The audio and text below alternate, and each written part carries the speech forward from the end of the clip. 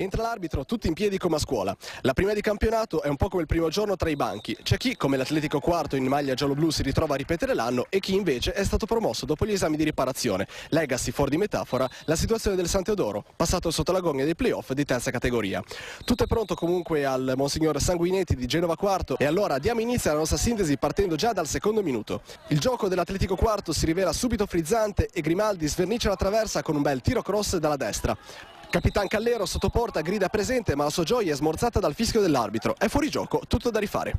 La buona occasione per dimenticarsi di questo gol mancato arriva 5 minuti più tardi su corner. All'altezza del secondo palo Priano scarica un destro impreciso, Cagliani prova a correggere la traiettoria, ma la palla non vuole proprio saperne di entrare. Il San Teodoro non ci sta e mostra i denti con il filtrante di Di Bella che innesca la galoppata di Canepa. L'esterno riesce a mettere in mezzo e persino a trovare il piede di Pagni. Cornero può tirare un sospiro di sollievo perché la palla si incunea e si allontana dallo specchio. Dopo questo inizio brioso arriva al 37esimo la prima azione da Moviola.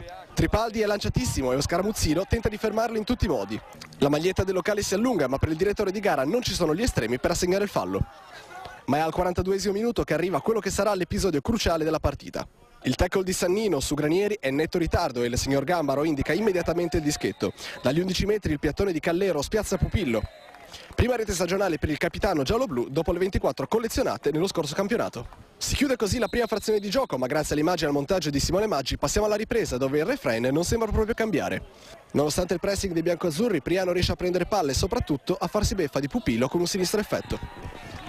Il 2-0 va stretta ai padroni di casa che solo 5 minuti più tardi si ripresenta in aria con questo missile di Callero che polverizza il legno orizzontale. Tripaldi è completamente da solo ma si fa sopraffare dall'emozione e sparacchia alto. L'appuntamento con il gol è però solo rimandato di una manciata di secondi perché Pupillo regala letteralmente la palla al capitano dell'Atletico quarto e l'unico modo che il numero 1 bianco-azzurro ha per fermare la sua corsa è un'uscita bassa. L'estremo difensore entra in contatto con il giocatore e ancora una volta l'arbitro assegna la massima punizione. Sul dischetto Callero realizza la doppietta personale con un tiro centrale teso e porta il risultato sul 3-0. Questo parziale resiste solo 10 minuti perché di qui in avanti la partita si infiamma. Al 63esimo gli ospiti accorciano le distanze con il passaggio di Lo Cicero per Messina che sfrutta il caos in aria per insaccare dove Cornero non può proprio arrivare. Poco dopo il solito Callero dilaga e fa tutto da solo. Scatto sulla sinistra, finta per smarcarsi e ciliegina sulla torta, un destro di potenza che lancia la palla verso l'angolino basso sinistro. Pupillo non riesce a trattenere e il capitano riesce a siglare il 4-1. Il tira e molla non è ancora finito perché Lo Cicero apre a sinistra per Pagni che non ci pensa su due volte e mette in mezzo.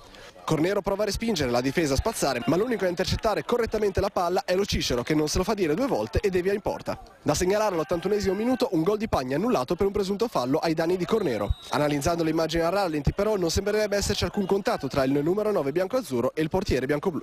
In chiusura di incontro Lazio vorrebbe entrare nel tabellino dei marcatori pennellando dalla sinistra, ma la palla si impenna e supera seppur di poco la traversa. Atletico quarto batte San Teodoro per 4-2.